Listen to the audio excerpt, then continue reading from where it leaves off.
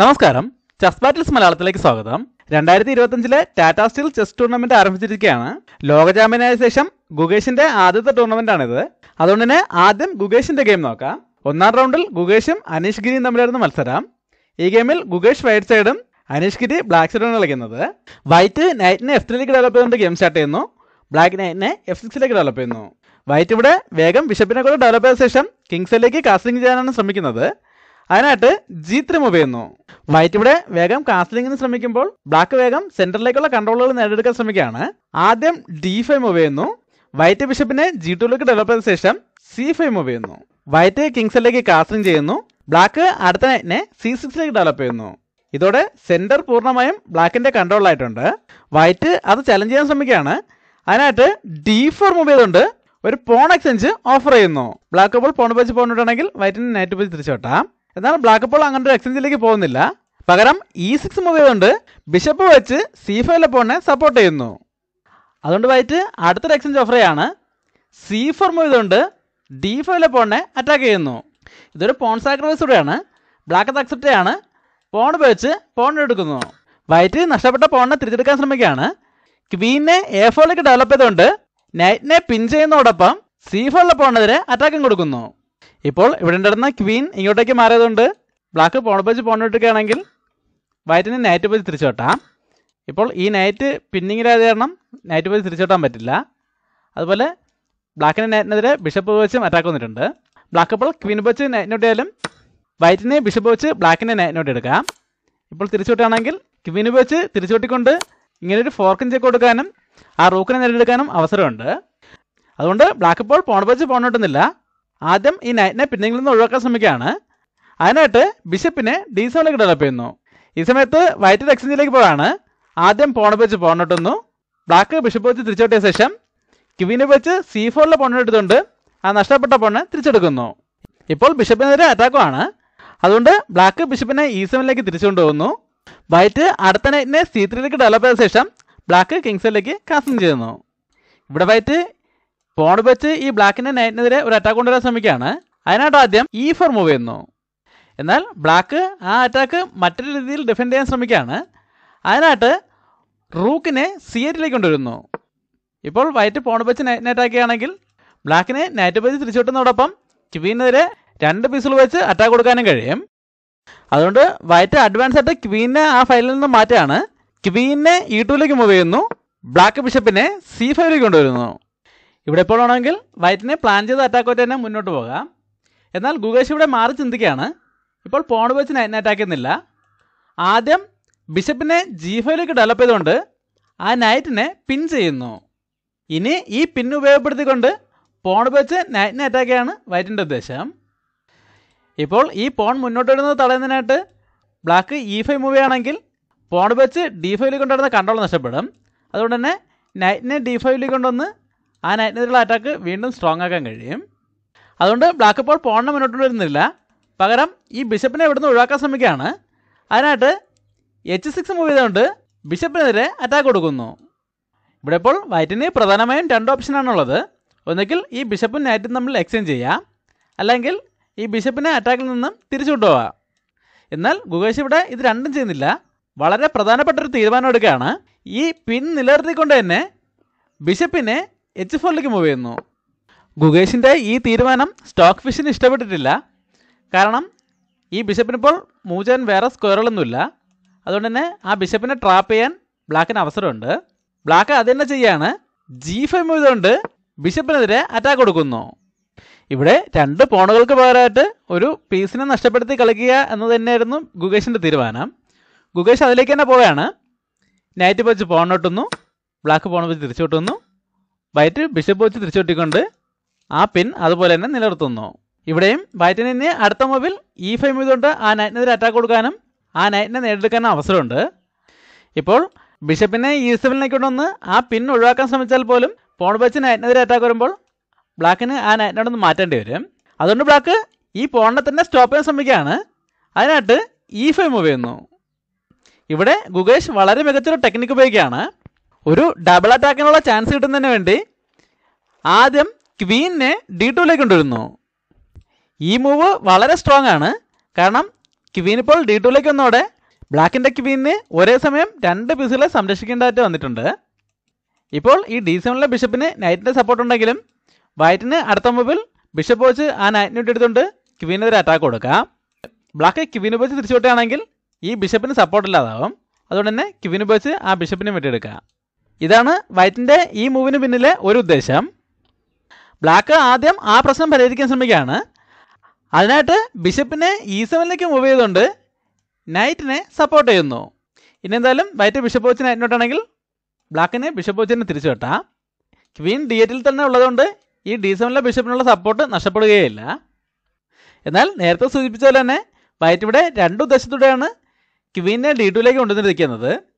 ഒന്നാമത്തെ attack black വളരെ സിമ്പിളായിട്ട് തന്നെ ബ്ലോക്ക് ചെയ്തു. ഈ സമയത്ത് രണ്ടാമത്തെ അറ്റാക്ക് വരെയാണ്. ബിഷപ്പിനെ H6ലേക്ക് മൂവ് ചെയ്തുകൊണ്ട് ബ്ലാക്കിൻ്റെ റൂക്കിനെ അറ്റാക്ക് ചെയ്യുന്നു. ഈ അറ്റാക്കും വളരെ സ്ട്രോങ് ആണ്. എന്നാൽ വളരെ മികച്ച രീതിയിൽ തന്നെ ബ്ലാക്ക് ഈ അറ്റാക്കും ഡിഫെൻഡ് ചെയ്യാണ്. ഈ വീഡിയോ പോസ്റ്റ് ചെയ്ത ശേഷം ബ്ലാക്ക് എങ്ങനെയാകും ഈ അറ്റാക്ക് ഡിഫെൻഡ് ചെയ്യുന്നതെന്ന് കണ്ടുപിടിക്കാൻ ശ്രമിക്കുക. എല്ലാവരും കണ്ടുപിടിച്ചാണെന്ന് പ്രതീക്ഷിക്കുന്നു. വൈറ്റ് ഇവിടെ ഒരു റൂക്കിനല്ല ടാർഗറ്റ് ചെയ്യുന്നത്. വൈറ്റിൻ്റെ ടാർഗറ്റ് ഈ കിങ് ആണ്. അതുകൊണ്ട് തന്നെ ബ്ലാക്ക് ആദ്യം ആ കിങ്ങിനെ അവിടെ നിന്ന് മാറ്റാണ്. കിങ്ങിനെ H7ലേക്ക് മൂവ് ചെയ്യുന്നു. ഇവിടെ ഇപ്പോൾ ഈ കിങ്ങിനെ മാറ്റുന്നതിന് പകരം റൂക്കിനെ അറ്റാക്കിൽ നിന്ന് രക്ഷിക്കാൻ ശ്രമിച്ചാൽ എന്ത് സംഭവിക്കും നോക്കാം. ഇപ്പോൾ റൂക്കിനെ സംരക്ഷിക്കണമെങ്കിൽ ഒരു ഓപ്ഷനേ ഉള്ളൂ. റൂക്കിനെ E8ലേക്ക് മാറ്റേണ്ടി വരും. അങ്ങനെയാണെങ്കിൽ അടുത്ത 2 മൂവിൽ ചെക്ക്മേറ്റ് ആണ്. ആദ്യം ക്വീൻ G5ലേക്ക് ഒന്ന് ചെക്ക് വരും. ഇവിടെ ഇപ്പോൾ 2 ഓപ്ഷനേ ഉള്ളൂ. ഒന്നുകിൽ H8ലേക്കോ അല്ലെങ്കിൽ H7ലേക്കോ മാറേണ്ടി വരും. എങ്ങോട്ട് തന്നെ മൂവ് ചെയ്താലും അടുത്ത മൂവിൽ ക്വീൻ G7ലേക്ക് ഒന്ന് ചെക്ക് വരുമ്പോൾ ചെക്ക്മേറ്റ് ആവും. അത് മനസ്സിലായിക്കൊണ്ടാണ് ഇപ്പോൾ ഈ റൂക്കിനെ അറ്റാക്കിൽ നിന്ന് രക്ഷിക്കുന്നതിന് പകരം കിങ്ങിനെ അഡ്വാൻസ് ആയിട്ട് H7ലേക്ക് മൂവ് ചെയ്തുകൊണ്ട് ആ റൂക്കിനെ സാക്രിഫൈസ് ചെയ്തിരിക്കുന്നത്. വൈറ്റിനിപ്പോൾ നേരത്തെ പ്ലാൻ ചെയ്ത പോലെ ക്വീനെ G5ലേക്ക് കൊണ്ടുവന്ന് ഇങ്ങനൊരു ചെക്ക്മേറ്റിന് ശ്രമിക്കാൻ പറ്റില്ല. കാരണം ഇപ്പോൾ തന്നെ ക്വീൻ G5ലേക്ക് വരികയാണെങ്കിൽ ബ്ലാക്കിന് ഈ അറ്റാക്കുള്ള റൂക്കിനും തന്നെ G8ലേക്ക് കൊണ്ടുവന്ന് ആ ക്വീനെതിരെ അറ്റാക്ക് കൊടുക്കാൻ കഴിയും. അതുകൊണ്ട് വൈറ്റ് ആ എക്സ്ചേഞ്ച് സാക്രിഫൈസ് അക്സെപ്റ്റ് ചെയ്യാണ്. ബിഷപ്പ് വെച്ച് റൂക്കിനെ ഇട്ടുന്നു. ബ്ലാക്ക് ബിഷപ്പ് വെച്ച് തിരിച്ചു വിട്ടുന്നു. ഇവിടെ ഇപ്പോൾ ബിഷപ്പ് വെച്ച് വിട്ടുന്നതിന് പകരം ക്വീനെ വെച്ച് തിരിച്ചു വിട്ടുന്നായിരുന്നു കുറച്ചുകൂടെ നല്ല മൂവ്. ഇപ്പോൾ ഇവിടെ ഉണ്ടായിരുന്ന ബിഷപ്പ് ഇങ്ങോട്ടേക്ക് മാറിയതോടെ F6ലെ നൈറ്റിനുണ്ടായിരുന്ന ഒരു സപ്പോർട്ട് നഷ്ടപ്പെട്ടിരിക്കുകയാണ്. വൈറ്റ് ഈ അവസരം ഉപയോഗപ്പെടുത്താൻ ശ്രമിക്കുകയാണ്. അതിനായിട്ട് F4 മൂവ് ചെയ്തുകൊണ്ട് ഒരു പോൺ എക്സ്ചേഞ്ച് ഓഫർ ചെയ്യുന്നു. ബ്ലാക്ക് ഇപ്പോൾ പോൺ വെച്ച് പോണിട്ടാണെങ്കിൽ വൈറ്റിന് ക്വീന് വെച്ച് തിരിച്ചൊട്ടിക്കൊണ്ട് ആ നൈറ്റിനെതിരെ 2 പീസുകൾ വെച്ച് അറ്റാക്ക് കൊടുക്കാം. ബ്ലാക്ക് ഇപ്പോൾ ബിഷപ്പ് വെച്ച് ആ നൈറ്റിനെ സപ്പോർട്ട് ചെയ്താലും അടുത്ത മൂവിൽ പോൺ വെച്ച് അറ്റാക്ക് ചെയ്തുകൊണ്ട് ആ നൈറ്റിനെ അവിടെ നിന്ന് ഒഴിവാക്കാനും F7ലേക്ക് ഒരു അറ്റാക്ക് കൊടുക്കാനും വൈറ്റിന് അവസരം കിട്ടും. അതുകൊണ്ട് തന്നെ ബ്ലാക്ക് ഇപ്പോൾ ആ എക്സ്ചേഞ്ച് ഓഫർ അക്സെപ്റ്റ് ചെയ്യുന്നില്ല. പകരം ബിഷപ്പിനെ E6ലേക്ക് മൂവ് ചെയ്തുകൊണ്ട് ഒരു ക്വീൻ എക്സ്ചേഞ്ച് ഓഫർ ചെയ്യുന്നു. എന്നാൽ വൈറ്റ് ഇപ്പോൾ അങ്ങനെ ഒരു എക്സ്ചേഞ്ചിലേക്ക് പോകുന്നില്ല.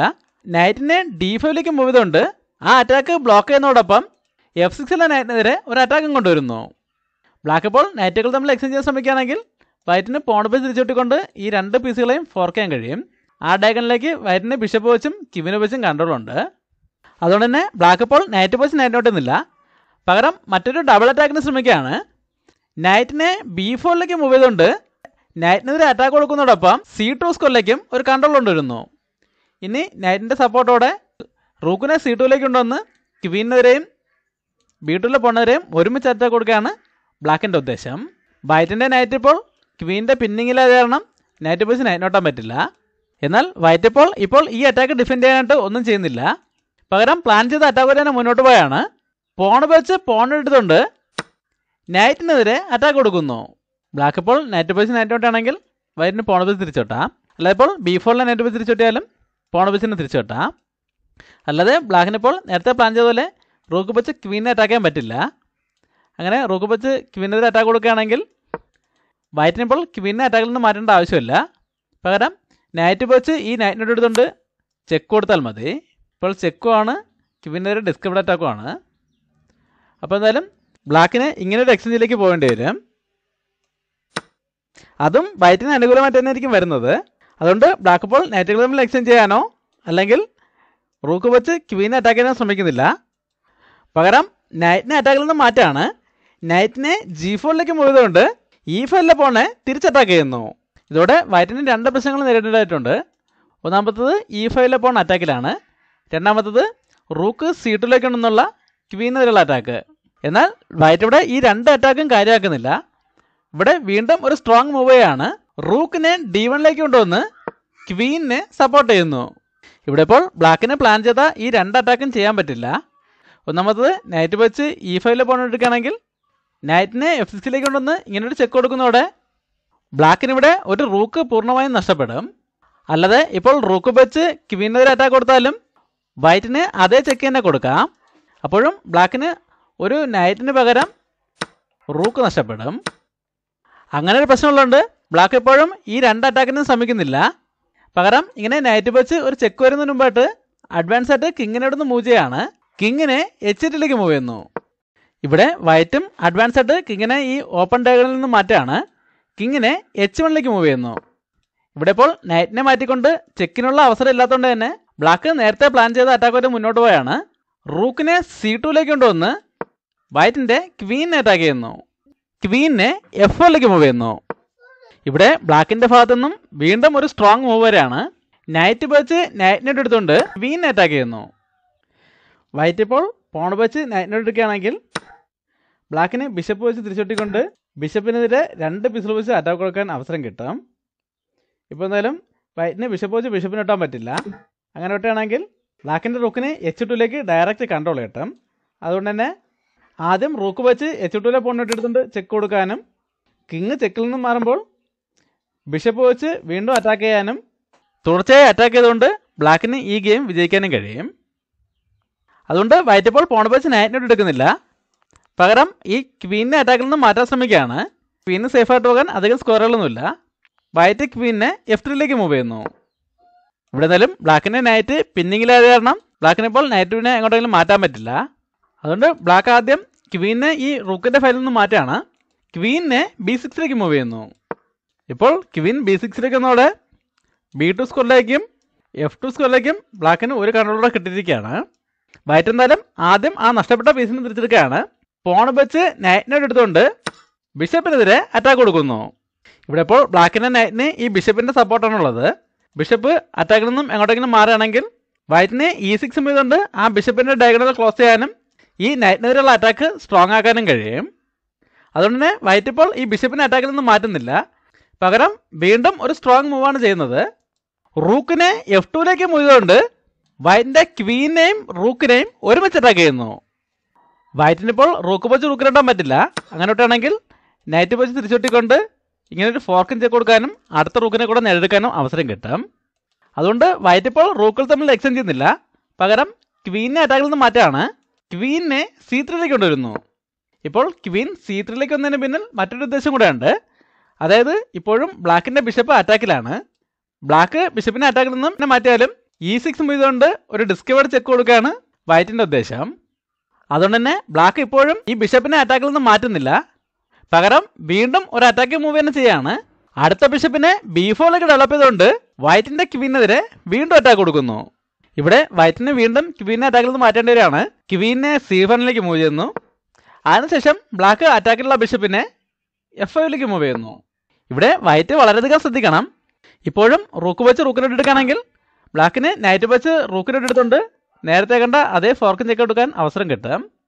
അതുകൊണ്ട് ഈ നൈറ്റിനെ ഇവിടെ നിന്ന് ഒഴിവാക്കുന്നതിനായിട്ട് ആദ്യം തന്നെ H3 മൂവ് ചെയ്തുകൊണ്ട് നൈറ്റിനെ അറ്റാക്ക് ചെയ്യുകയാണെങ്കിൽ ബ്ലാക്കിനിവിടെ മറ്റൊരു മികച്ച ഓപ്ഷൻ ഉണ്ട്.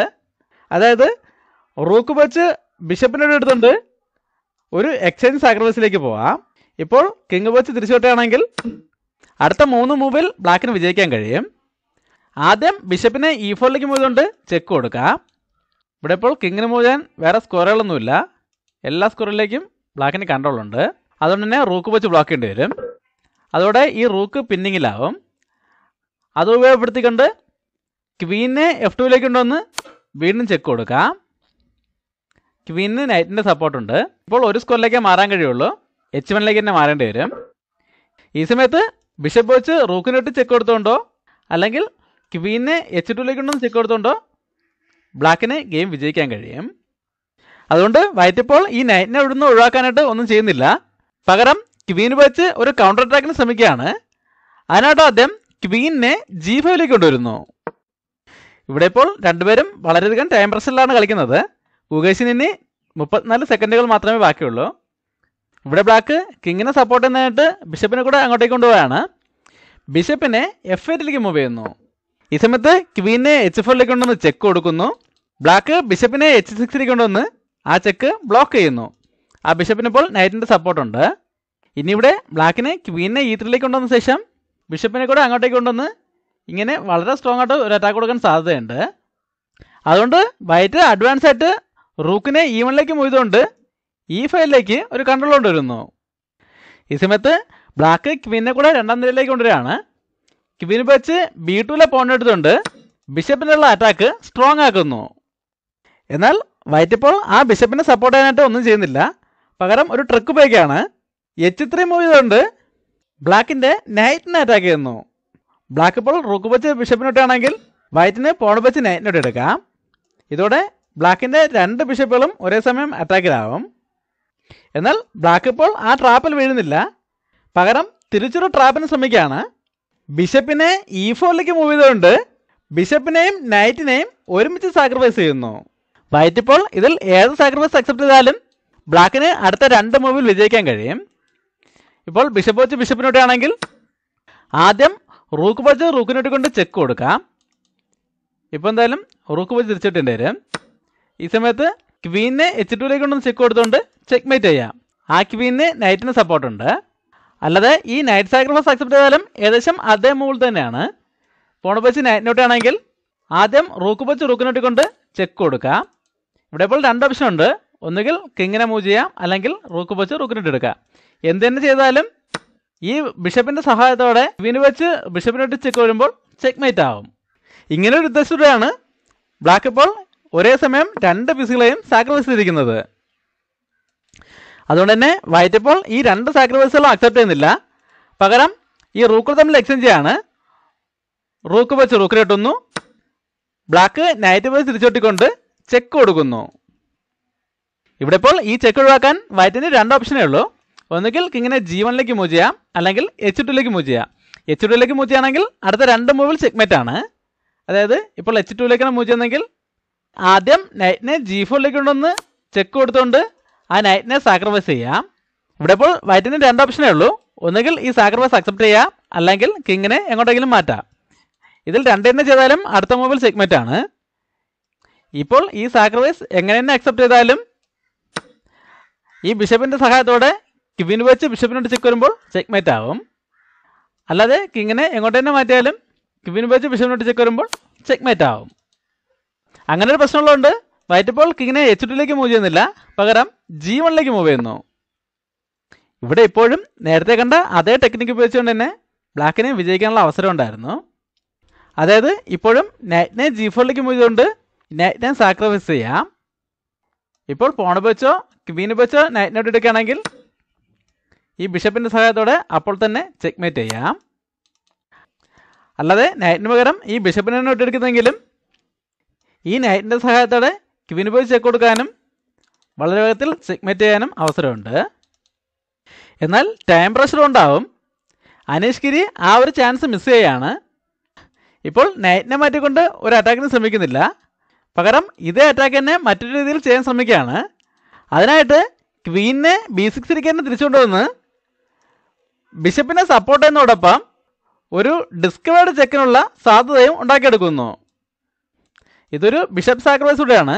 ബ്ലാക്കിൻ്റെ ബിഷപ്പിനെതിരെ ഇപ്പോൾ 3 പീസുകൾ വെച്ച് അറ്റാക്ക് വന്നിട്ടുണ്ട്.